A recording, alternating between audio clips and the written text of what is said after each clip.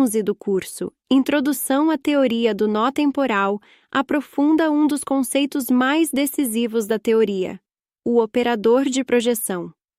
Nesta aula, refletimos sobre como a realidade física que percebemos, com seu espaço tridimensional, seu tempo linear e suas leis estáveis, não é uma condição previamente estabelecida, mas o resultado de um processo de tradução funcional realizado pela própria rede temporal. O operador de projeção é o princípio que transforma coerência em existência. Ele atua apenas sobre as regiões da rede que atingem sintonia suficiente entre os nós, convertendo padrões de coerência em configurações projetadas, isto é, em mundo observável. Essa aula revela que o real é dinâmico e seletivo. Ele se manifesta apenas onde há estabilidade funcional e se dissolve quando a coerência se rompe. Boa aula!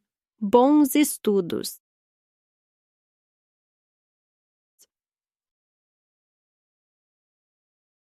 Já vimos que, segundo a teoria do nó temporal, o mundo físico que observamos não é uma estrutura que antecede o ser. Espaço, tempo linear, partículas, campos, leis de conservação. Nada disso existe como fundamento absoluto. Tudo o que chamamos de real é o efeito projetado de uma coerência funcional mais profunda. O que percebemos como mundo é o resultado de um processo de projeção seletiva, um ato que ocorre dentro da própria rede temporal. E quem realiza esse ato não é uma entidade externa, mas um princípio interno, o operador de projeção, e ele age sobre as regiões da rede onde há sintonia suficiente entre os nós. Podemos imaginá-lo como um filtro cósmico, uma função que traduz coerência em existência, ou simplesmente uma quebra de simetria da rede devido à reorganização nodal. O operador de projeção não cria a realidade, mas a faz emergir como projeção ao reconhecer e estabilizar padrões de coerência na rede. Ele não é um objeto, não é uma lei externa, e não é apenas uma abstração matemática. Ele é a própria passagem do não projetado para o projetado.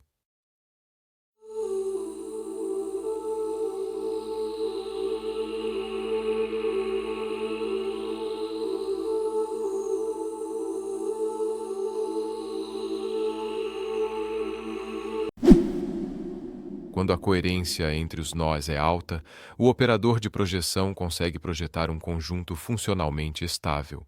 E é nesse momento que o espaço surge, que o tempo linear se organiza, que as propriedades físicas se definem e que o mundo adquire continuidade e medida. Matematicamente, o operador de projeção é melhor definido como um morfismo estruturante da rede temporal. Quando a coerência nodal se rompe, quando os modos dos nós temporais deixam de se ajustar, então o operador não tem mais o que projetar. Matematicamente, o resultado da atuação do operador é simplesmente zero. Aquela região da rede permanece não projetada, não porque deixou de existir, mas porque não atingiu o grau de coerência necessário para se manifestar. Não há espaço, não há tempo, não há partículas, apenas fluxo potencial de coerência, aguardando o instante em que a sintonia se refaz. O operador de projeção, portanto, é o limiar entre o projetado e o não projetado, entre o que se estabiliza e o que permanece em suspensão. Ele define o que pode se manifestar e o que ainda não atingiu o estado de estabilidade funcional. Não é um criador, mas um mecanismo de tradução ontológica. Ele traduz coerência em presença, estrutura em forma e tempo fundamental em experiência linear. Assim, o real que conhecemos, ou seja, o mundo dos corpos, dos eventos e das leis, é apenas a porção projetada da rede temporal, aquela que conseguiu manter coerência o suficiente para se estabilizar. Tudo o que existe, de uma partícula a uma galáxia, de uma célula a um pensamento, é um reflexo coerente da rede fundamental. E é por isso que, para compreender verdadeiramente o mundo, não basta estudar o que é projetado. É preciso compreender o que torna possível a projeção, o operador que a realiza e o fluxo de coerência que a sustenta.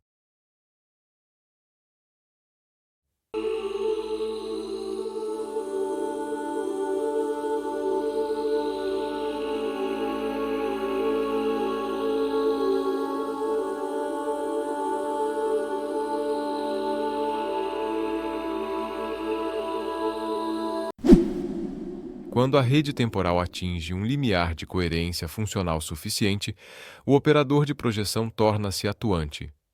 O resultado desse processo não é uma reprodução isomórfica da rede, mas uma tradução ontológica, ou seja, uma projeção estável dos padrões de coerência em formas observáveis, organizadas segundo o que reconhecemos como realidade física. Essa tradução instaura simultaneamente os dois eixos fundamentais da experiência projetada: o espaço tridimensional e o tempo linear. Ambos não existem como entidades autônomas, mas como estruturas emergentes derivadas da coerência sustentada pela rede. Eles constituem o domínio projetado, isto é, o regime em que a informação temporal, ao se estabilizar, se expressa sob forma geométrica e sequencial. A partir dessa base projetiva, os demais fenômenos físicos tornam-se possíveis. Partículas adquirem localização e trajetória. Campos se distribuem segundo gradientes de estabilidade, e as constantes fundamentais assumem valores definidos como invariantes da projeção.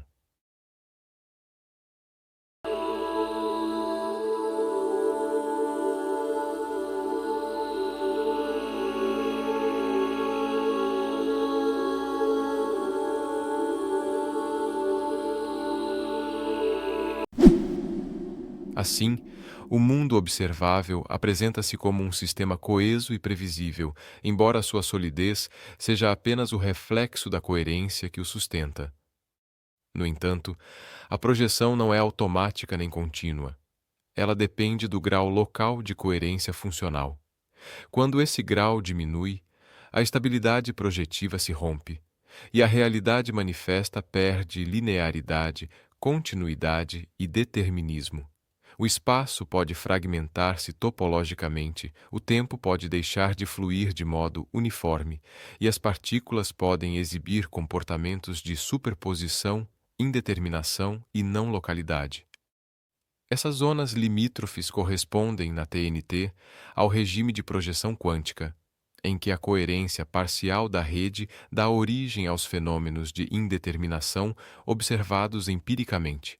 O operador de projeção, portanto, é o morfismo funcional que delimita o domínio do projetável.